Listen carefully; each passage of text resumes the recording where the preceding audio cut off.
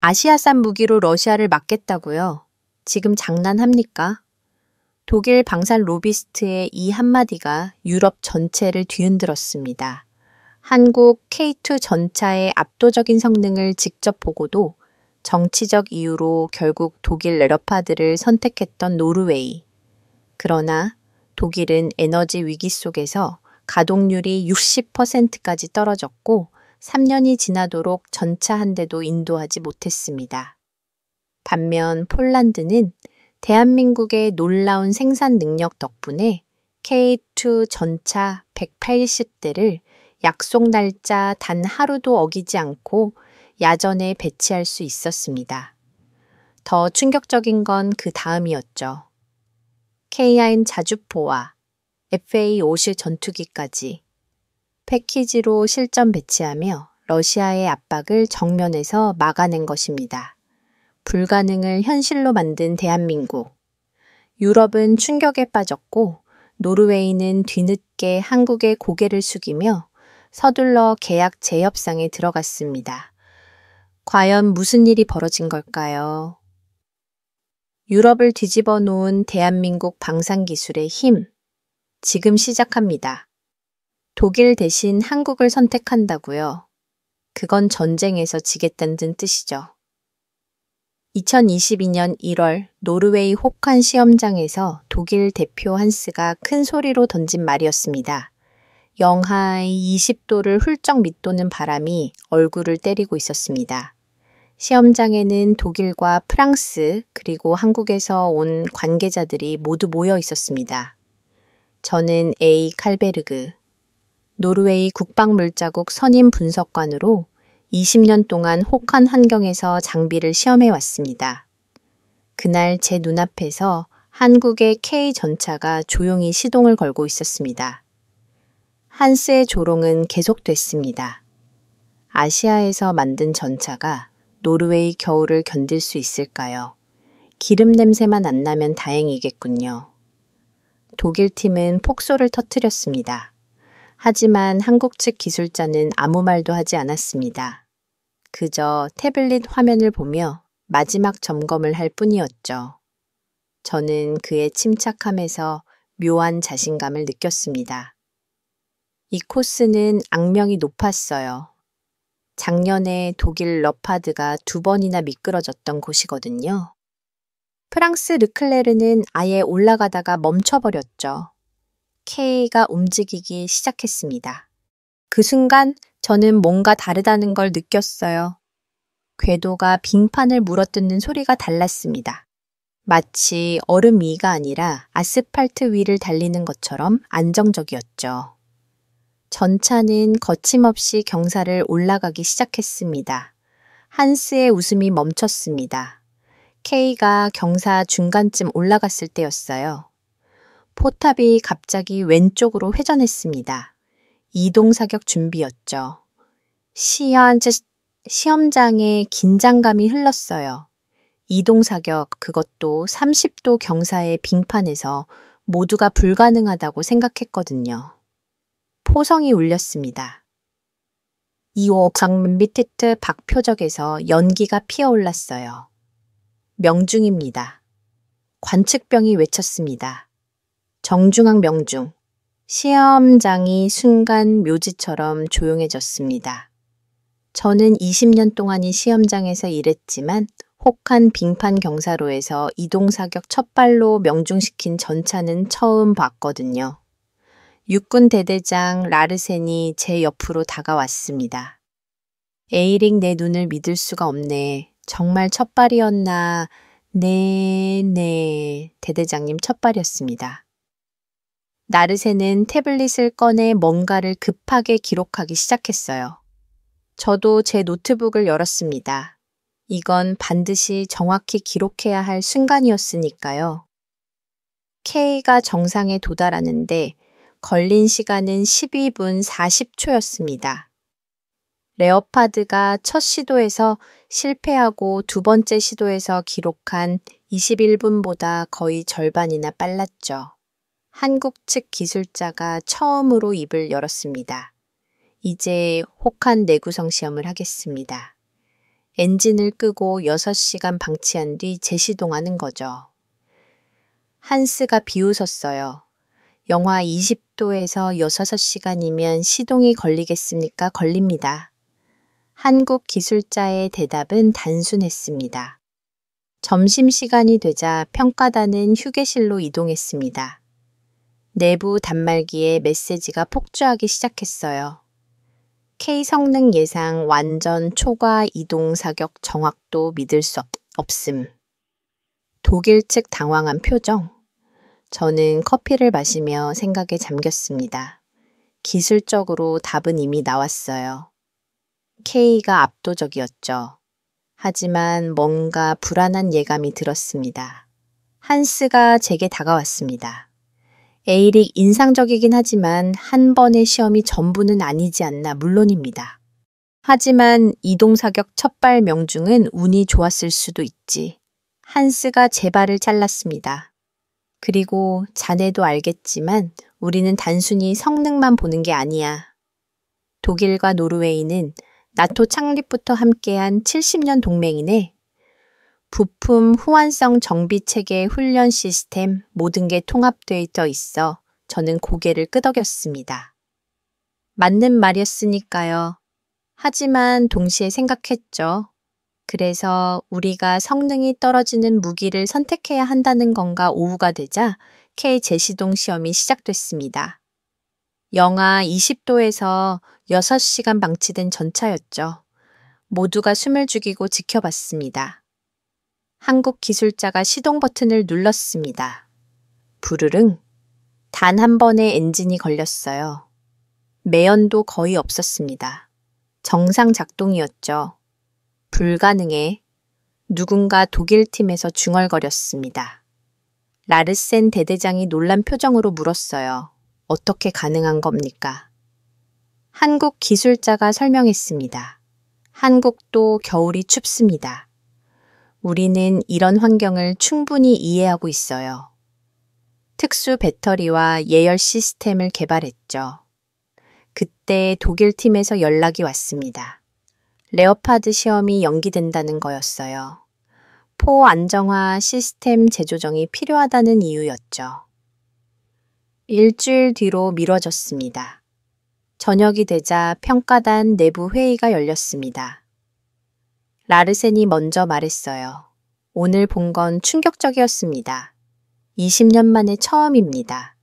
하지만 너무 성급한 판단은 위험합니다. 한스가 즉시 반박했죠. 레오파드는 실전에서 검증된 전차입니다. 이라크, 아프가니스탄. 그곳은 사막이었습니다. 제가 끼어들었어요. 노르웨이는 다릅니다. 한스의 얼굴이 붉어졌습니다. 에이릭 자네는 기술 분석만 하면 되네. 큰 그림은 우리가 봐야지. 큰 그림. 저는 그 말이 마음에 들지 않았습니다. 밤늦게 저는 혼자 사무실에 남아 데이터를 분석했습니다. K의 모든 수치가 레오파드를 앞섰어요. 가속력, 등판 능력, 사격 정확도, 혹한 시동성 제 개인 기록장에 적었습니다. 정답은 K. 그런데 바로 밑에 한 줄을 더 추가했죠. 하지만 정답을 선택하지 않을 것이다. 일주일 뒤 레오파드 시험이 재개됐습니다. 첫 번째 시도. 경사로 중간에서 미끄러졌습니다. 두 번째 시도 겨우 올라갔지만 28분이 걸렸죠. 이동 사격은 3발을 쏴서 한 발만 명중시켰습니다. 그것도 표적 가장자리였어요. 한스가 변명했습니다. 개선의 여지가 있다는 거지. 독일은 피드백을 받아 항상 발전시키니까 저는 속으로 생각했습니다. 그럼 처음부터 완성품을 보내면 안 되나? 다음 날 프랑스 르클레르 시험이 있었습니다. 결과는 더 실망스러웠어요. 경사로를 아예 오르지 못했거든요. 이틀 뒤 최종평가 회의가 열렸습니다. 라르센이 기술 보고서를 발표했어요. K가 모든 항목에서 최고 점수를 받았습니다. 그러자 한스가 일어났습니다. 하지만 우리는 종합적으로 봐야 합니다. 정치적 고려 동맹 관계, 장기적 협력 가능성, 그리고 기술 이전이죠. 누군가 덧붙였습니다. 독일은 우리에게 생산 기술을 이전하겠다고 했습니다. 저는 손을 들었어요. 하지만 전차가 먼저 와야 기술 이전도 의미가 있지 않습니까? 독일이 납기를 지킬 수 있을까요? 회의장이 순간 얼어붙었습니다. 한스가 날카롭게 쏘아봤죠. 독일은 항상 약속을 지켜왔습니다. 정말 그럴까요? 저는 의심스러웠습니다. 회의가 끝나고 라르센이 저를 따로 불렀어요. 에이릭 자네 생각이 오라. K가 최고야. 하지만 그가 한숨을 쉬었습니다. 위에서 이미 결정이 났어. 독일이야. 나토 이후 모든 게 연결되어 있어서 한국은 너무 멀잖아. 멀다. 물리적 거리를 말하는 걸까? 아니면 심리적 거리를 말하는 걸까? 그날 밤 저는 K2 시험 영상을 다시 봤습니다. 빙판 경사를 거침없이 오르며 첫 발로 표적을 명중시키는 장면. 한국 기술자가 했던 말이 떠올랐어요. 한국도 춥습니다. 우리는 이해합니다. 그들은 이해하고 있었습니다. 우리가 필요한 게 뭔지 정확히 알았죠. 반면 독일은 뭘 보여줬나요? 제조적 연기, 변명, 내부 단말기에 메시지가 왔습니다. 익명이었어요. 3년 뒤 폴란드가 K-80대를 실전 배치할 때 우리는 빈손일 겁니다. 누가 보낸 건지 몰랐지만 그 예언은 정확했습니다. 2025년, 지금 우리는 정말 빈손입니다. 독일은 계속 납기를 연기하고 있고 폴란드는 K로 국경을 지키고 있죠. 저는 그때 작성했던 개인 기록장을 다시 꺼내 봅니다. 거기엔 이렇게 적혀 있어요. 정답은 K점. 하지만 우리는 동맹을 선택할 것이다. 그리고 그 대가를 치를 것이다. 지금 우리는 그 대가를 치르고 있습니다. 전차 없는 3년째 겨울을 보내면서요. 한스는 어디 있을까요? 아마 여전히 독일은 곧 해결할 것이라고 말하고 있겠죠. 하지만 노르웨이 병사들은 묻습니다. 언제요? 언제 우리도 전차를 받나요? 저는 대답할 수 없습니다. 왜냐하면 우리는 정답을 알면서도 틀린 선택을 했으니까요. 시험이 끝나고 일주일 뒤였습니다. 저는 평소처럼 아침 일찍 사무실에 도착했어요. 책상 위에 빨간 폴더가 놓여 있었죠. 기밀 표시가 찍힌 회의록이었습니다. 첫 페이지를 펼치자마자 이상한 느낌이 들었어요. 제가 작성한 기술 분석이 어디에도 없었거든요. K의 이동 사격 첫발, 명중 12분 40초의 등판 기록 영하 20도, 즉시 시동 모든 구체적 수치가 사라져 있었습니다. 대신 이런 문구들이 가득했죠. 정치적 조율 필요, 동맹국 관계, 우선 고려 장기적 협력 체제 구축. 저는 당황스러웠습니다. 분명 라르센 대대장도 K가 최고라고 인정했는데 왜 회의록엔 다르게 적혀 있는 걸까요? 복도에서 발소리가 들렸습니다. 한스였어요. 그는 제 사무실로 들어오며 미소를 지었죠. 에이릭 회의록 확인했나? 네, 했습니다만 제 기술 보고서는 어디 있죠? 한스가 의자에 앉으며 말했습니다. 기술은 중요하지만 전부가 아니야. 우리는 더 큰 그림을 봐야 하네. 또 그 말이었습니다. 큰 그림 한스. 하지만 K의 성능은 객관적으로 객관성. 한스가 제 말을 찰났어요. 세상에 완전히 객관적인 건 없네. 모든 선택엔 맥락이 있지. 그가 서류 하나를 꺼냈습니다. 나토 로고가 찍혀 있었죠. 어제 브뤼셀에서 비공식 의견서가 왔네. 읽어보게. 저는 천천히 읽어 내려갔습니다. 거기엔 이렇게 적혀 있었어요. 노르웨이의 방산 선택은 나토 전체 방어 체계에 영향을 미친다. 동맹의 일관성과 상호 영성을 고려해야 한다. 나토 자문관의 서명이 있었습니다. 공식 명령은 아니었지만 무시할 수 없는 압박이었죠.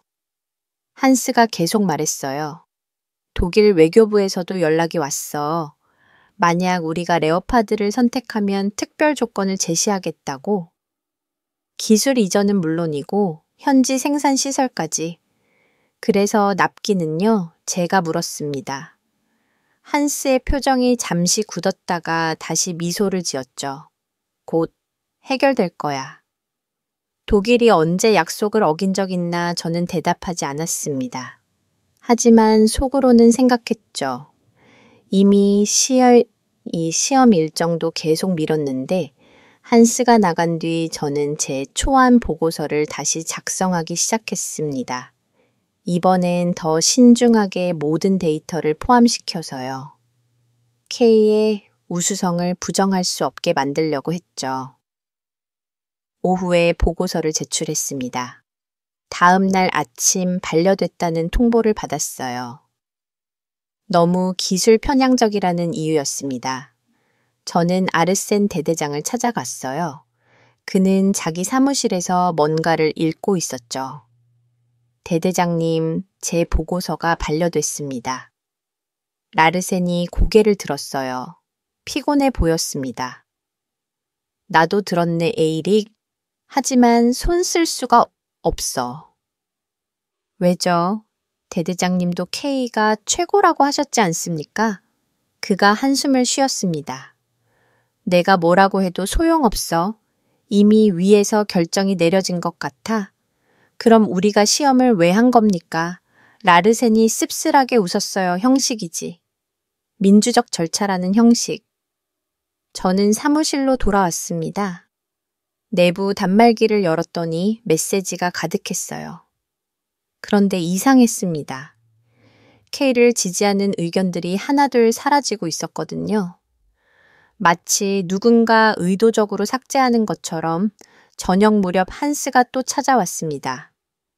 이번엔 표정이 심각했어요. 에이릭 자네와 진지하게 얘기하고 싶네. 무슨 일입니까? 자네가 계속 K를 밀고 있다는 얘기를 들었어. 그만하는 게 좋을 거야. 저는 단지 객관적 사실 한스가 목소리를 높였습니다. 자네가 말하는 사실이 조직을 곤란하게 만들고 있어. 처음으로 한스가 본색을 드러낸 순간이었습니다. 독일과 노르웨이는 70년을 함께했네. EU도 있고 나토도 있어. 한국. 그들은 우리와 뭘 공유하나 문화 가치관. 아무것도 없지 않나 저는 차분하게 대답했습니다. 하지만 그들은 우리가 필요한 전차를 만들 수 있습니다. 전차는 단순한 무기가 아니야. 한스가 소리쳤어요. 그건 신뢰의 상징이고 동맹의 증표야. 자네는 그걸 이해 못하나 저는 이해했습니다. 하지만 동의할 수 없었죠. 한스가 나간 뒤 저는 혼자 앉아 있었습니다. 컴퓨터 화면엔 제가 작성한 보고서가 떠 있었어요. K의 완벽한 성능을 증명하는 데이터들. 하지만 이제 그게 무슨 의미가 있을까요? 그때 전화가 울렸습니다. 독일 방산업체 직원이었어요. 안녕하세요. 에이릭 씨. 레오파드에 대해 추가 설명을 드리고 싶은데요. 무슨 설명이죠? 시험에서 보신 건 프로토타입이었습니다. 실제 납품 모델은 훨씬 개선될 겁니다. 프로토타입. 그럼 완성품도 아닌 걸 가져와서 시험한 거란 말인가요? 언제 완성됩니까? 2년 정도면? 2년 전은 전화를 끊었습니다. 며칠 뒤 평가표 수정 회의가 열렸습니다. 회의실엔 이상한 긴장감이 흘렀어요. 모두가 알고 있었죠. 기술적으론 K가 최고라는 걸. 하지만 아무도 그 얘기를 하지 않았습니다. 한스가 새로운 평가 기준을 제시했어요. 기술 40%, 정치적 고려 30%, 경제성 30%. 저는 손을 들었습니다. 정치적 고려가 왜 들어갑니까? 우리는 무기를 사는 거지 동맹을 사는 게 아닙니다. 에이릭 한스가 짜증을 냈어요. 자네는 왜 이렇게 고집스러운가? 저는 단지 됐네.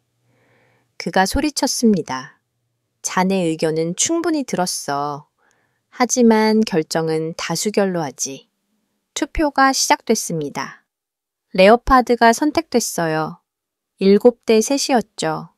저는 그 셋 중 하나였습니다.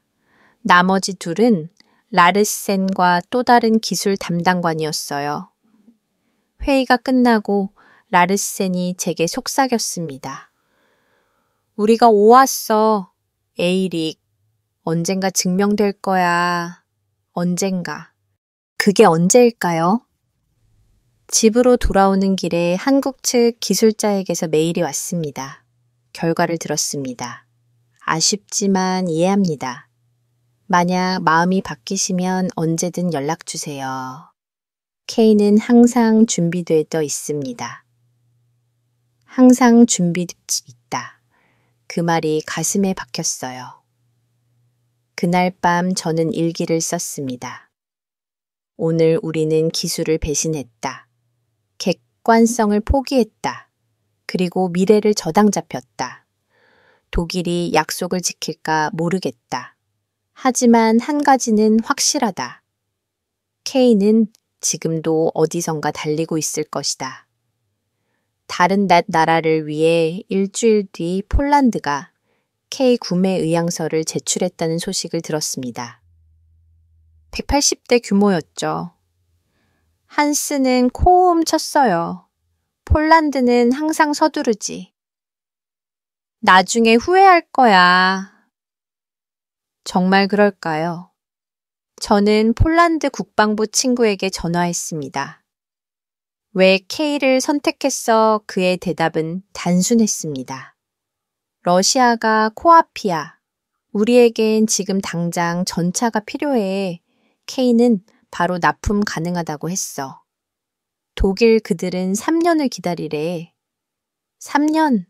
저는 전화를 끊고 창밖을 봤습니다. 노르웨이의 긴 겨울밤이 시작되고 있었어요. 우리도 러시아와 국경을 맞대고 있습니다. 우리에게도 지금 당장 전차가 필요했죠. 하지만 우리는 기다리기로 했습니다. 동맹이라는 이름으로 다음 날 독일에서 연락이 왔어요. 생산 일정에 차질이 있습니다. 6개월 정도 지연될 것 같습니다. 6개월 그게 시작이었습니다. 나중에 아니지만 그때 독일 공장은 에너지 위기로 가동률이 60%까지 떨어진 상태였어요. 하지만 그들은 그 사실을 숨겼죠. 동맹이니까 우리가 이해해 줄 거라 생각했나 봅니다. 저는 내부 시스템의 기록을 남겼습니다.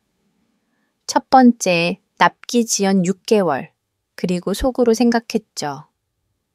이게 끝이 아닐 거라고 한스는 여전히 낙관적이었습니다. 일시적인 문제야. 곧 해결될 거야. 하지만 저는 알고 있었어요. 한번 무너지기 시작한 신뢰는 쉽게 회복되지 않는다는 걸.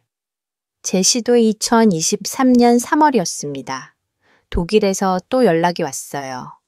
레오파드 시원이 연기된다는 거였죠. 이번이 2번째였습니다. 죄송합니다만 생산 라인 점검이 필요합니다. 독일 담당자의 목소리가 전화기 너머로 들렸어요. 한 달만 더 기다려주시면 저는 수화기를 내려놓고 한숨을 쉬었습니다. 처음 6개월 지연, 그 다음 3개월, 이제 또 한 달이라. 도대체 언제까지 기다려야 하는 걸까요? 라르센 대대장이 제 사무실로 들어왔습니다. 표정이 어두웠어요. 에이릭, 방금 독일 에너지 현황 보고서를 받았네. 그가 태블릿을 보여줬습니다. 거기엔 충격적인 수치가 적혀 있었죠. 산업용 전기료 280% 상승, 제조업 평균 가동률 60% 60%라니 공장이 절반 겨우 넘게 돌아간다는 얘기였습니다. 이래도 레오파드를 기다려야 할까요? 제가 물었어요.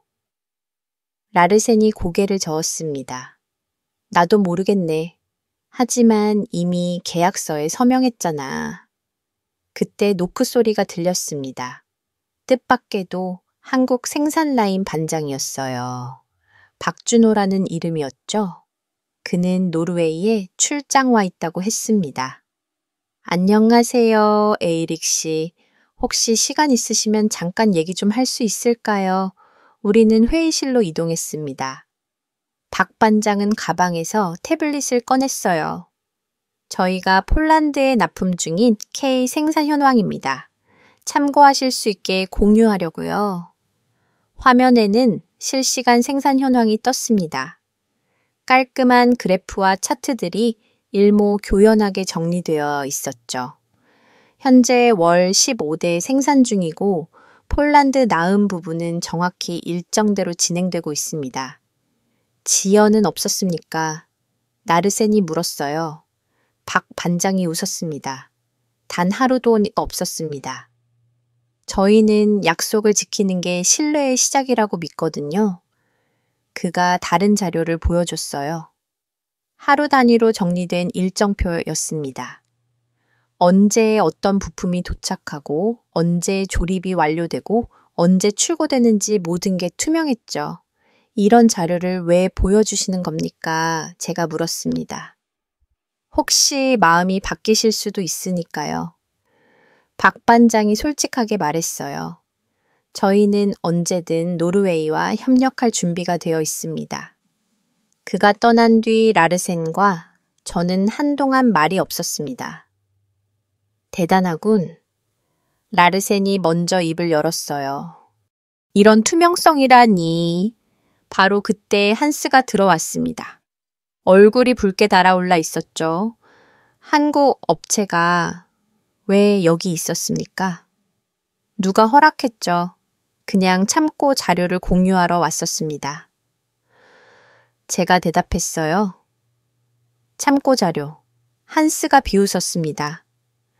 그들이 우리를 흔들려는 거 안 보입니까? 흔들게 뭐가 있죠? 우린 이미 독일을 선택했는데 라르센이 차갑게 말했어요. 한스의 표정이 굳었습니다. 그래도 경계해야 합니다. 한국은 믿을 수 없어요. 믿을 수 없다. 웃기는 얘기였죠. 계속 납기를 미루는 독일은 믿을만하고 정확히 일정을 지키는 한국은 믿을 수 없다니 다음 날 육군 긴급 장비 점검이 있었습니다. 노르웨이의 북부 기지였죠. 저도 참관하러 갔습니다. 현장 상황은 심각했어요. 구형 레오파드 1 전차들이 줄지어서 있었는데 절반 이상이 정비 중이었습니다. 40년 된 노후 장비들이었죠. 병사 하나가 제게 다가왔습니다.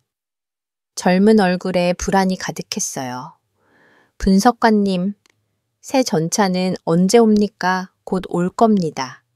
거짓말이었죠. 언제 올지 저도 몰랐으니까. 폴란드는 벌써 신형 케케를 받았다던데요. 병사가 말했어요. 저는 대답할 수 없었습니다. 왜 우리는 기다리고만 있는지 저도 이해가 안 됐거든요. 기지사령관이 브리핑을 시작했습니다. 현재 운용 가능한 전차는 48대입니다. 하지만 실전 투입 가능한 건 30대 미만입니다. 충격적인 수치였어요. 러시아와 국경을 맞댄 나라가 전차 30대라니 신형 전차 도입이 시급합니다.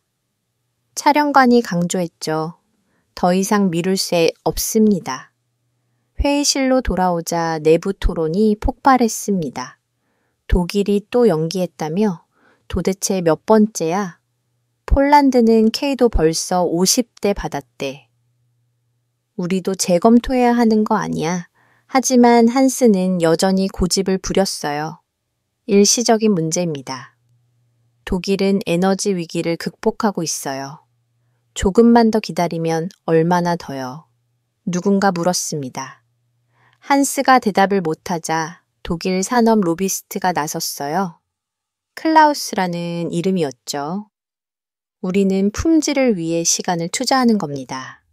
한국처럼 대충 빨리 만드는 것보다 낫지 않습니까? 그 말에 저는 화가 났어요. 대충이라고요? K가 우리 시험장에서 보여준 성능을 잊으셨습니까? 첫발 명중영화 20도 즉시 시동. 그건 운이었을 겁니다. 클라우스가 잘라 말했어요. 저는 어이가 없었습니다. 그때 알렉산드라에게서 이메일이 왔어요. 폴란드 야전 배치 평가단 실장이었죠. 에이릭, 다음 주 나토 회의에서 흥미로운 자료를 발표할 예정입니다. 꼭 참석하시길. 흥미로운 자료 뭘까요? 며칠 뒤 독일에서 또 연락이 왔습니다. 이번엔 더 충격적이었어요. 생산 라인 전면 개편이 필요합니다. 최소 1년은 더. 1년 전은 수학기를 떨어뜨릴 뻔했습니다. 라르센이 즉시 긴급 회의를 소집했어요. 이제 정말 안 됩니다. 그가 단호하게 말했죠. 대안을 찾아야 합니다. 한스가 반발했어요. 계약을 파괴하자는 겁니까? 그럼 위약금은 위약금보다 국가 안보가 중요합니다. 라르센이 대답했습니다. 논쟁이 격해졌어요. 그때 누군가 독일 에너지 정책 보고서를 들고 왔습니다. 원전 폐쇄 이후 제조업 전반이 붕괴 중입니다. 회복 전망도 불투명하고요. 실제 데이터를 보니 더 심각했어요. 주요 방산업체들이 줄줄이 감산에 들어갔더군요. 한스조차 할 말이 없어 보였습니다. 그런데 클라우스가 끝까지 버텼어요. 독일은 위기를 극복할 겁니다. 우리는 늘 그래 왔으니까 언제까지 과거의 영광에 기댈 겁니까? 제가 물었어요. 그가 저를 노려봤죠. 한국이 뭘 안다고? 그들은 그저 복사품이나 만드는 복사품이 원본보다 나은 성능을 보였습니다. 제가 반박했어요. 우리 시험장에서요. 분위기가 험악해졌습니다. 그때 한국 측에서 추가 자료가 도착했어요. 박 반장이 보낸 거였죠. 폴란드 K 실전 배치 영상입니다. 참고하시라고 보냅니다. 영상을 틀었습니다. 폴란드 동부 국경 근처였어요. K 전차들이 줄지어 이동하고 있었죠. 완벽한 대형이었습니다. 포신이 일제히 움직이며 표적을 조준하는 장면은 압도적이었어요. 저거 보세요. 라르센이 말했습니다. 저게 실전 배치입니다. 저게 준비된 전력이에요. 한스도 클라우스도 말이 없었습니다. 영상 마지막에 폴란드 지휘관의 인터뷰가 있었어요. K는 약속된 날짜에 정확히 도착했습니다. 단 하루도 늦지 않았죠. 이것이 진정한 파트너십입니다. 회의실이 조용해졌습니다. 누군가 작게 말했어요. 우리는 뭘 하고 있는 거지? 저도 같은 생각이었습니다. 우리는 대체 뭘 하고 있는 걸까요? 독일을 기다리며 시간을 낭비하는 동안 폴란드는 이미 실전 준비를 마쳤습니다. 같은 러시아 위협을 받는 나라인데 왜 이렇게 차이가 나는 걸까요? 그날 밤 저는 제 기록에 이렇게 적었습니다. 이상 신호는 명확하다. 독일 제조업 가동률 60% 전기료 200배 80%. 상승 낙기. 지연 누적 2년. 반면 한국은 폴란드에 정확히 납품 중 우리의 선택이 틀렸다는 증거가 계속 쌓이고 있다.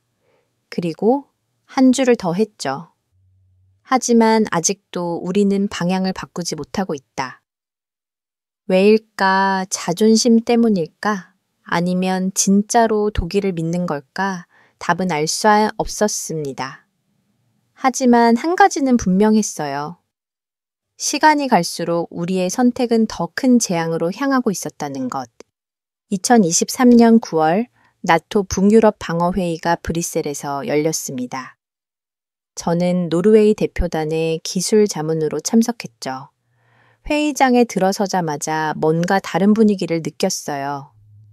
폴란드 대표단이 평소보다 훨씬 많은 자료를 준비해 온 게 보였거든요. 알렉산드라가 저를 발견하고 다가왔습니다. 폴란드 야전 배치 평가단 실장이었죠. 에이릭, 오늘 준비한 자료를 보시면 놀라실 겁니다. 무슨 자료인데요? 그녀가 의미심장하게 웃었어요.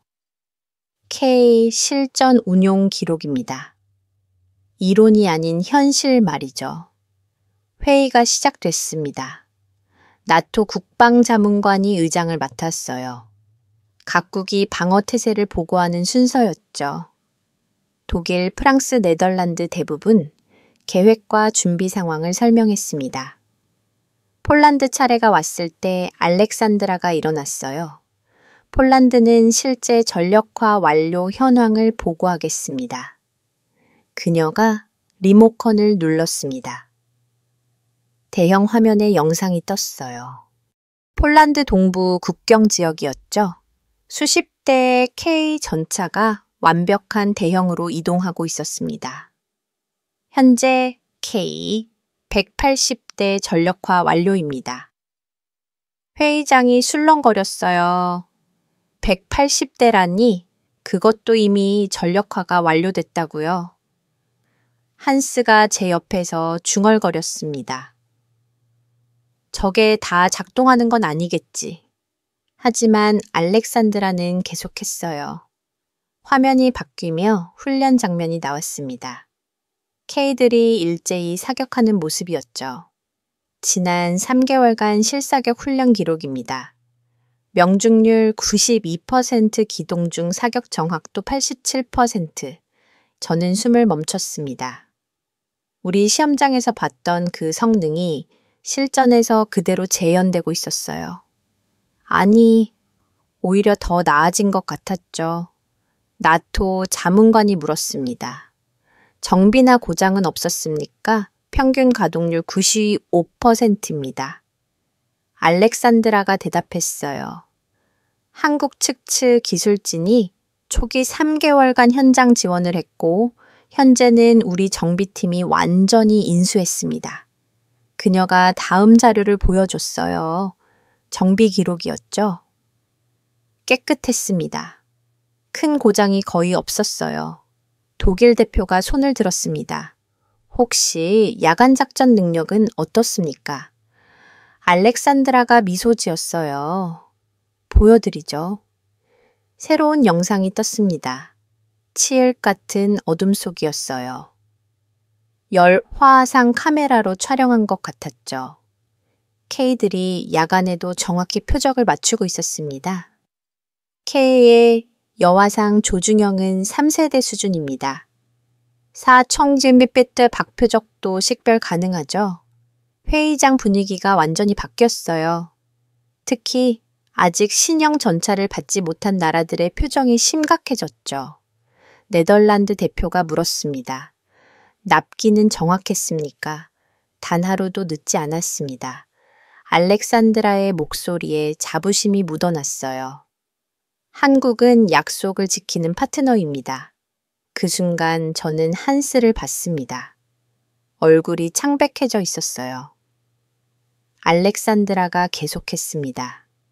K9 자주포도 마찬가지입니다. 화면에 K1 자주포 영상이 떴어요. 연속 사격 장면이었죠. 분당 6발 최대 사거리 40큐 이미 실전 배치 완료했습니다. 그리고 FA-5 경공격기 영상도 보여줬어요. 폴란드 공군 마크를 단 FA 모 편비행을 하고 있었죠. 조종사 훈련도 순조롭게 진행 중입니다. 한국 측이 시뮬레이터와 교관을 지원했거든요. 저는 충격을 받았습니다. 폴란드는 단순히 무기만상이 아니었어요. 완전한 방어 체계를 구축한 거였죠. 그것도 불과 1년 만에 나토 자문관이 정리했습니다. 폴란드의 사례는 인상적입니다. 신속한 전력화의 모범이네요. 휴식 시간에 노르웨이 대표들이 모였습니다. 모두 충격에 빠진 표정이었어요. 우리는 뭘 하고 있는 거지? 누군가 말했습니다. 3년째 기다리고 있잖아. 다른 사람이 답했어요. 라르센이 저를 쳐다봤습니다. 에이릭, 자네 생각은 우리가 시험장에서 본 게 맞았습니다. 제가 말했어요. K는 진짜였어요. 한스가 끼어들었습니다. 하지만 우리와 폴란드는 상황이 달라요. 우리는 뭐가 다릅니까? 나르센이 차갑게 물었어요. 러시아 위협은 똑같은데 한스가 말문이 막혔습니다. 회의가 재개됐어요. 이번엔 각국의 조달 계획을 논의하는 시간이었죠. 독일 대표가 발표했습니다. 레오파드의 에이어 널 개발이 진행 중입니다. 2025년 말 생산 예정입니다. 2025년 말 아직도 2년이나 남았다는 얘기였어요. 프랑스도 비슷했습니다. 르클레르 개량형은 2026년, 그때 핀란드 대표가 손을 들었어요. 우리도 K 도입을 검토하고 있습니다. 폭탄 발언이었죠. 회의장이 다시 술렁거렸어요. 폴란드의 성공 사례를 봤습니다. 핀란드 대표가 계속했어요. 우리도 신속한 전력화가 필요합니다. 독일 대표가 당황한 표정으로 말했습니다. 하지만 나토 표준화는 어떻게 표준화보다 당장 전차가 있는 게 중요합니다. 핀란드 대표가 단호하게 말했죠. 알렉산드라가 추가 자료를 공유했습니다. 케인은 나토 표준 탄약을 사용합니다. 통신 체계도 호환 가능하고요. 표준화 문제는 없습니다. 저는 속으로 감탄했어요. 한국이 이미 그런 것까지 준비했다니 독일 측이 침묵에 빠졌습니다. 할 말이 없는 것 같았어요. 점심시간에 알렉산드라가 저를 찾아왔습니다. 에일이 실제로 보니 어떻습니까? 인상적입니다. 정말로 모든 약속을 지켰군요. 그녀가 진지한 표정으로 말했어요. 한국은 다릅니다. 그들은 전쟁을 직접 겪은 나라예요. 무기가 단순한 상품이 아니라 생존의 도구라는 걸 알죠. 그 말이 가슴에 와닿았습니다. 오후 세션에서 더 충격적인 발표가 있었어요. 폴란드가 실전 시뮬레이션 결과를 공개한 거였죠. K 전차 대와 레오파드의 대대의 모의 교전 결과입니다. 화면에 시뮬레이션 데이터가 떴습니다. K가 압도적이었어요. 기동성과 화력에서 확실한 우위를 보였죠. 특히 험지 기동전에서 K가 뛰어났습니다. 알렉산드라가 설명했어요. 현수 장치가 지형 적응력이 탁월하거든요.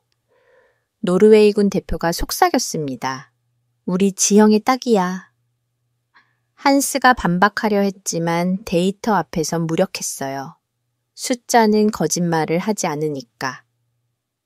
회의 마지막에 나토 자문관이 비공식 평가를 발표했습니다. 폴란드의 K 전력화는 동유럽 방어력 강화에 실질적 기여를 했습니다. 신속한 전력화의 중요성을 보여준 사례로 평가됩니다. 공식 인정이었죠. 나토가 K를 인정한 거예요. 회의가 끝나고 노려의 대표단은 조용했습니다. 모두가 충격에서 벗어나지 못한 것 같았어요. 호텔로 돌아오는 차 안에서 라르센이 말했습니다. 에이릭, 우리가 틀렸어. 알고 있습니다. 이제라도 바꿀 수 있을까? 저는 대답하지 못했습니다. 계약서에 이미 서명했고 위약금도 있고 무엇보다 정치적 체면이 있었죠. 그날 밤 저는 호텔방에서 폴란드 자료를 다시 검토했습니다. 모든 게 완벽했어요. 학기 성능 가격 정비. 제 기록장에 적었습니다. 실전이 증명했다. K는 약속 그 이상이었다. 우리가 시험장에서 본 건 빙산의 일각이었다. 폴란드는 현명했고 우리는 어리석었다. 그리고 한 가지를 더 적었죠. 한스는 여전히 부정하고 있다. 하지만 현실은 명확하다. 독일은 오지 않을 것이고 우리는 계속 기다릴 것이다. 그 사이 폴란드는 더 강해질 것이다. 다음 날 아침 충격적인 뉴스가 떴습니다. 독일 라인메탈 생산 차질로 납기 추가 연기 발표. 저는 한숨을 쉬었습니다. 예상했던 일이었지만 막상 현실이 되니 허탈했어요. 한스에게 전화가 왔습니다. 에이릭, 이건 일시적인 저는 전화를 끊어버렸습니다. 더는 그의 변명을 듣고 싶지 않았거든요. 창밖을 봤습니다. 브뤼셀의 아침이 밝아오고 있었어요. 폴란드는 이미 새로운 시대를 열었는데 우리는 아직도 과거에 매여 있었습니다. 언제까지 이럴 건가 저는 자문했지만 답은 없었습니다. 2024년 5월 폴란드 동부 야전기지 초청 행사가 열렸습니다. 나토 회원국 국방 관계자들이 초대됐죠. 저는 노르웨이 대표단으로 참석했습니다. 비스와 강을 건너 폴란드에 도착했을 때 뭔가 달라진 분위기를 느꼈어요. 국경지대가 예전보다 훨씬 삼엄해 보였거든요. 알렉산드라가 공항에서 우리를 맞았습니다. 에이릭, 오늘 보실 건 단순한 전시가 아닙니다. 실제 작전 준비 태세를 보여드릴 거예요. 버스를 타고 야정이지로 이동하는 동안 창밖으로 뭔가 거대한 것들이 보이기 시작했습니다. K 전차들이었어요. 끝이 보이지 않을 정도로 길게 늘어서 있었죠. 한스가 제 옆에서 중얼거렸습니다. 과시용이겠지. 하지만 저는 알았어요. 저건 과시가 아니라 실제였다는 걸. 기지에 도착하자 폴란드 운용대장이 우리를 맞았습니다. 스타니스와프 대령이었죠. 여러분께 폴란드의 새로운 방패를 보여드리게 되어 영광입니다. 그가 우리를 전망대로 안내했습니다. 올라가자마자 모두가 숨을 멈췄어요. 눈앞에 펼쳐진 광경은 압도적이었습니다. 수백 대의 K 전차가 완벽한 대형으로 정렬해 있었어요. 햇빛에 반짝이는 포신들이 일제히 같은 방향을 향하고 있었죠. K 전차 180대입니다. 스타니스와프 대령이 자랑스럽게 말했어요. 모두 실전 배치 완료됐죠. 네덜란드 대표가 물었습니다. 정말 모두 작동합니까? 대령이 웃으며 무전기를 들었어요. 제1대대 시동 굉음이 울렸습니다. 60대의 K가 동시에 시동을 걸었어요. 검은 연기 한 줄 없이 깨끗했죠. 제대대 포탑 회전, 또 다른 60대가 포탑을 좌우로 회전시켰습니다. 동시에 움직이는 모습이 마치 하나의 거대한 생명체 같았어요. 제3대대 전진, 나머지 60대가 천천히 전진하기 시작했습니다. 땅이 울렸어요. 그 진동이 전망대까지 전해졌죠. 저는 전율을 느꼈습니다. 이건 단순한 무기가 아니었어요. 살아있는 전력이었죠. 알렉산드라가 태블릿을 꺼냈습니다.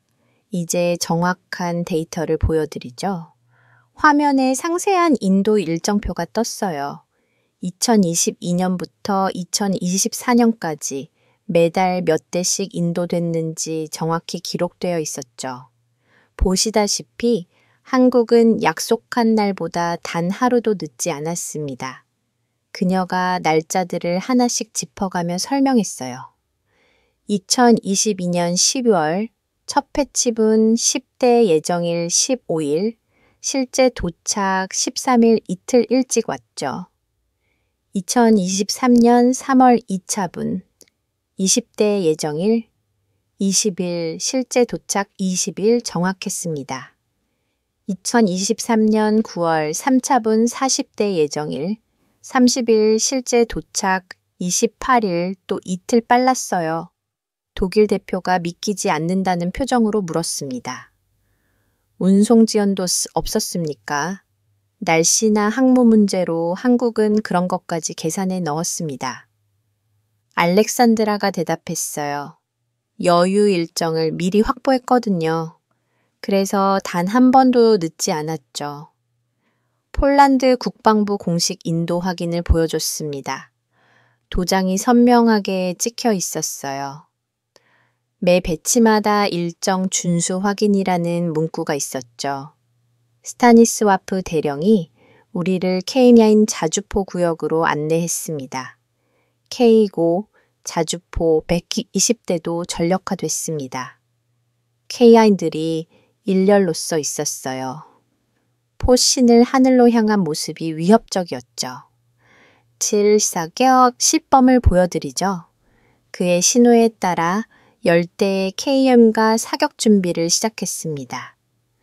자동 장전 시스템이 작동하는 소리가 들렸어요. 발사. 쿵쿵쿵 연속 사격이 시작됐습니다. 분당 6발의 속도였어요. 포탄이 하늘로 솟구쳐 올랐다가 사라졌죠. 사거리 4km 지점에 탄착 확인. 관측병의 보고가 들렸습니다. 전탄 명중 프랑스 대표가 감탄했어요. 놀라운 정확도군요. 이번엔 FA마 경공격기를 보러 갔습니다. 활주로에 14대가 대기 중이었어요. 폴란드 조종사가 설명했습니다. 한국 교관들이 6개월간 훈련시켜 줬습니다. 시뮬레이터부터 실제 비행까지 체계적이었죠. 그때 4대의 FA 50이 이륙했습니다. 매끈한 동체가 하늘로 치솟았어요. 편를 이루어 적응 비행을 하다가 급상승하는 모습이 인상적이었죠. 작전 능력은 나토 관계자가 물었습니다. 공대지, 공대공 모두 가능합니다. 특히 근접 항공 지원에 탁월하죠. 점심시간에 폴란드 병사들과 대화할 기회가 있었습니다. 젊은 전차병이 제게 다가왔어요. K를 직접 운용해 보니 어떻습니까? 제가 물었죠. 최고입니다. 그의 눈이 빛났어요. 조작이 직관적이고 반응이 빨라요. 무엇보다 믿을 수 있습니다. 믿을 수 있다. 네, 고장이 거의 없거든요. 매일 훈련해도 멀쩡해요. 그 말이 인상 깊었습니다. 신뢰성. 그게 진짜 무기의 가치였죠. 오후에 가장 충격적인 발표가 있었어요. 알렉산드라가 전체 비용 대비 효과를 공개한 거였죠. K 10대에 KGO 120대 FA 524대. 총 비용은 당초 독일 레오파드 100대 가격과 비슷했습니다. 회의장이 술렁거렸어요. 같은 돈으로 3배의 무기를 산 거였죠. 한스가 반박했습니다. 하지만 품질 알렉산드라가 끼어들었어요. 품질료 가동률 95%, 명중률 90% 이상입니다. 이보다 뭘 더 원하시죠? 한스의 얼굴이 붉어졌습니다. 할 말이 없는 것 같았어요. 타니 스와프 대령이 추가했습니다. 가장 중요한 건 이겁니다. 우리는 지금 당장 이 무기들을 운용하고 있다는 거죠. 3년을 기다린 게 아니라 그 말에 저는 움찔했습니다. 3년 우리가 도를 기다린 시간이었죠. 노회의 대표 중 하나가 작게 말했어요. 우리는 아직도 기다리고 있는데 알렉산드라가 마지막 자료를 보여줬습니다. 한국 생산 라인 실시간 영상이었어요. 한국은 지금도 생산 중입니다. 추가 주문이 들어오면 즉시 대응 가능하죠. 생산 능력의 80%를 자국이 통제합니다. 화면에 창원 공장의 모습이 보였어요. 로봇과 사람이 조화롭게 일하고 있었죠. 체계적이고 효율적이었습니다. 이게 진짜 동맹입니다. 알렉산드라가 말했어요. 말이 아닌 행동으로 보여주는 신뢰죠. 저는 긴묵에 빠졌습니다. 우리가 무엇을 놓쳤는지 너무나 명확했거든요. 행사가 끝나갈 무렵 나토 대표단이 비공식 코멘트를 했습니다. 폴란드의 선택은 현명했습니다. 빠른 전력화가 얼마나 중요한지 보여줬죠. 독일 대표들은 일찍 자리를 떴습니다. 체면이 말이 아니었겠죠. 저녁 만찬에서 스타니스와프 대령이 제게 말했어요. 에이릭시 노르웨이도 아직 늦지 않았습니다. 이미 계약은 바꿀 수 있죠. 중요한 건 국가 안보입니다. 그의 말이 맞았어요. 하지만 우리에겐 그럴 용기가 있을까요? 호텔로 돌아오는 길에 한수와 마주쳤습니다. 그는 피곤해 보였어요. 에이릭, 오늘 본 게 전부는 아니야. 뭐가 더 있죠? 독일은 곧 회복할 거야. 그의 목소리엔 확신이 없었습니다. 그도 알고 있었겠죠. 게임이 끝났다는 걸. 그날 밤 저는 폴란드가 준비한 자료집을 다시 봤습니다. 모든 페이지가 숫자로 가득했어요. 날짜, 수량 가동률, 명중률. 거짓이 없었습니다. 과장도 아주 없었어요. 그저 사실만 있었죠. 제 기록장에 적었습니다. 오늘 진짜 군사력을 봤다. 종이 위에 계획이 아닌 땅 위에 철과 강철을. 폴란드는 준비됐고 우리는 여전히 기다리고 있다. 이것이 현명한 선택과 어리석은 선택의 차이다. 창밖을 봤습니다. 폴란드의 밤하늘에 별이 가득했어요. 어딘가에선 K들이 국경을 지키고 있겠죠. 폴란드 병사들과 함께 자랑스럽게 든든하게. 그리고 노르웨이에선 우리 병사들이 40년 된 낡은 전차를 타고 있을 겁니다. 언제 올지 모르는 독일 전차를 기다리면서 전화가 울렸습니다. 라르센 대대장이었어요. 에이릭 폴란드는 어땠나 충격적이었습니다. 그래, 나도 보고서를 받았네. 우리가 완전히 틀렸어. 그의 목소리에 후회가 가득했습니다. 이제 어떻게 해야 할까요? 제가 물었어요. 모르겠네. 하지만 뭔가는 해야 해. 더 늦기 전에. 하지만 이미 많이 늦은 것 같았습니다. 벌써 3년이었으니까요. 2024년 8월 오슬로 국방부 지하 상황실에서 긴급 보고서를 읽고 있었습니다. 노르웨이의 북부 방어선 평가 결과였죠. 결과는 충격적이었어요. 현재 가용 전차 28대 실전, 투입 가능성 공백 위험 지수 73%, 거의 무방비 상태라는 뜻이었습니다. 라르센 대대장이 옆에서 한숨을 쉬었어요. 이대로는 안 됩니다. 뭔가 결정을 내려야 해요. 그때 문이 열리고 노르웨이 국방국장이 들어왔습니다. 올라프 소렌센 국장이었죠. 표정이 심각했어요. 독일에서 또 연락이 왔습니다. 추가 지원이라고 이제는 놀랍지도 않았습니다. 몇 번째인지 셀 수도 없었으니까요. 얼마나 더 지연됩니까? 제가 물었어요. 최소 1년. 아니, 그것도 확실하지 않대요. 순간 상황실이 조용해졌습니다. 이제 정말 한계였어요. 소렌센 국장이 계속했습니다. 폴란드 방문 보고서를 읽었습니다.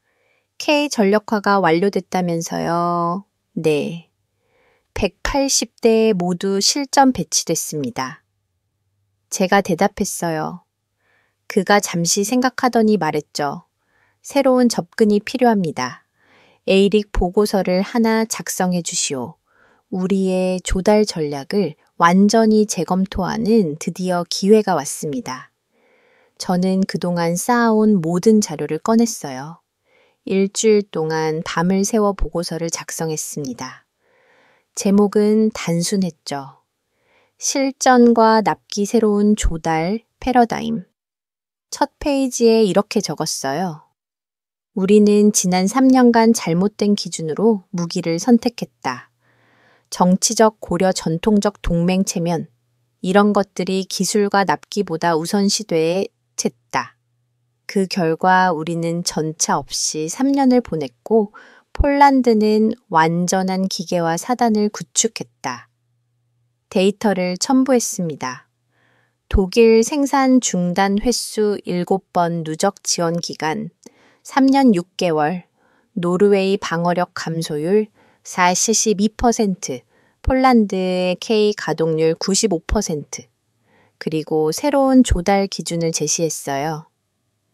첫째, 즉시 납품 가능성, 둘째 검증된 생산 능력, 셋째 공급망 안정성, 넷째 실전 운용 데이터, 다섯째 가격 대비 효율 정치적 고려는 뺐습니다. 완전히 보고서를 제출하던 날 한스가 제 사무실로 찾아왔어요. 얼굴이 불그락푸르락 했죠. 에이릭, 이게 뭡니까? 그가 보고서를 흔들었어요. 사실입니다. 사실 당신이 독일과 노르웨이의 70년 관계를 모욕하고 있어요. 저는 숫자만 제시했습니다. 제가 차분하게 말했어요. 3년 6개월 지연. 이것도 모욕 한스가 책상을 쳤습니다. 독일은 품질을 위해 시간을 들이는 겁니다. 그 시간 동안 우리 병사들은 뭘로 나라를 지키라는 겁니까? 제 말에 한스가 말문이 막혔습니다. 저는 멈추지 않았습니다. 한스 현실을 보십시오. 독일 제조업은 이미 붕괴의 국면에 들어갔습니다. 에너지 위기는 끝날 기미가 없고 공장이 언제 정상화될지 누구도 모릅니다. 그 순간 한스가 억지로 반박했죠. 하지만 동맹은 우리를 버리지 않을 겁니다. 제가 바로 받아쳤습니다. 러시아 탱크가 국경을 넘을 때 우리가 동맹 조약문을 흔들면 그들이 물러갈까요? 회의실 공기가 얼어붙었고 한스의 얼굴은 순식간에 창백해졌습니다. 그때 소렌센 국장이 들어왔습니다. 두 분 모두 회의실로 오시죠. 고위급 회의를 시작하겠습니다. 회의실에는 육군 참모총장과 국방차관 조달본부장 등 핵심 인물들이 모두 모여 있었습니다. 모두의 표정이 심각했습니다. 소렌센 국장이 말을 이었습니다. 에이릭의 보고서를 읽으셨을 겁니다. 이제 결정을 내려야 합니다. 육군 참모총장이 먼저 입을 열었습니다. 현장 분위기를 전하겠습니다. 병사들이 묻습니다. 전차가 언제 오냐고. 저는 대답을 할 수가 없었습니다. 조달본부장이 천천히 말을 보탰습니다. 독일과 수십 차례 협상을 시도했지만 그들도 확답을 못합니다. 공장 재가동 시점을 아무도 모른다고요. 한스가 손을 들었습니다. 하지만 계약 파기는 큰 외교적 손실이 될 겁니다. 나토 내부 결속에도 문제가 생길 수 있습니다. 참모총장이 냉정하게 물었습니다. 나토가 우리에게 전차를 줍니까? 회의실은 다시 침묵 속으로 가라앉았습니다. 소렌센 국장이 제 보고서를 펼쳤습니다. 에이릭, 새로운 조달 기준을 설명하시오. 저는 자리에서 일어섰습니다. 이제 모든 판단이 이 순간에 달려 있었습니다. 우리는 프레임을 바꿔야 합니다. 지금까지 우리는 누구와 계약하느냐에만 집착했습니다. 그러나 진짜 중요한 건 언제 받느냐입니다. 화면에 그래프를 띄웠습니다. 시간이 지날수록 전력이 떨어지는 하강 곡선이었습니다. 매년 15%씩 전력이 감소하고 있습니다. 노후한 장비 때문입니다. 이대로라면 2년 뒤 우리는 전차 10대도 운용할 수 없습니다. 다음 화면에는 폴란드와 노르웨이의 전력 비교가 나타났습니다. 폴란드는 이미 K 전차 180대를 운용 중입니다. 우리는 19대뿐입니다. 같은 러시아 위협을 마주한 국가인데 왜 이런 차이가 날까요? 제가 모두를 바라보며 말했습니다. 그들은 납기를 선택했고 우리는 체면을 선택했습니다. 한스가 또 끼어들었습니다. 그건 단순한 비교입니다. 단순하다고요? 저는 목소리를 낮게 높였습니다. 국가 안보가 단순한 문제입니까? 새로운 자료를 띄웠습니다. 한국의 생산 능력 분석이었습니다. 한국은 생산의 80%를 자국이 통제합니다. 핵심 부품을 직접 제조합니다. 반면 독일은 공급망 대부분을 해외에서 조달합니다. 그중 단 하나만 막혀도 전체가 멈춥니다. 공급망 안정성에서 한국은 압도적입니다. 제가 결론을 내렸습니다. 지금이라도 방향을 바꿔야지 합니다. 조달본부장이 물었습니다. 그럼 지금 한국과 접촉해도 가능합니까? 가능합니다. 박준호 반장이 언제든 협의할 준비가 돼 있다고 했습니다. 소렌센 국장은 깊은 고민에 잠겼습니다. 잠시 후 그는 고개를 들고 말했습니다. 투표하겠습니다. 독일 계약을 유지할 것인가? 아니면 새로운 대안을 찾을 것인가? 손이 올라가기 시작했습니다. 새로운 대안을 선택한 사람 6명, 독일 계약 유지 2명. 유지 쪽은 한스와 또 다른 친독일 인사뿐이었습니다. 결정됐습니다. 소렌센 국장이 선언했습니다. 대안을 모색하겠습니다. 한스가 얼굴을 붉히며 벌떡 일어났습니다. 이건 배신입니다. 역사적 실수가 될 겁니다. 소렌센 국장은 단호하게 잘랐습니다. 실수는 이미 3년 전에 했습니다. 우리는 이제 바로잡을 것입니다. 한스는 문을 쾅 닫고 나갔습니다. 회의실은 적막에 잠겼습니다. 모두가 알고 있었습니다. 되돌릴 수 없는 강을 이제 건넜다는 것을. 참모총장이 조용히 말했습니다. 이제 진짜 선택을 할 시간입니다.